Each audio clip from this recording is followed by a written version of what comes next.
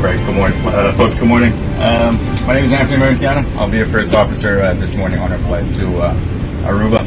Well, it was supposed to be a routine day. Turned out into a very special day for me. So it's my pleasure to have everyone on board with me on the flight 874 to Aruba. Special flight, why? Because it's the beautiful island I was born and raised on. Lived there until I was about 17 years old. And then left the island to move to the States and pursue my dream of becoming an airline pilot. So today is the culmination of that dream, and I can't be more excited and happier and proud of being able to share such a special occasion with you all. And as for the flight today, expecting a fairly smooth flight down to Aruba.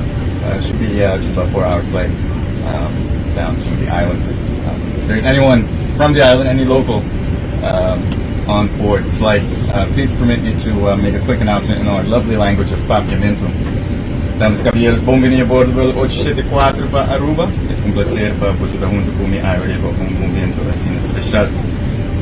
Houve orgulho e uma emoção imenso da bonita discurso no nosso idioma de papiamento ressonar com cabina de American Airlines.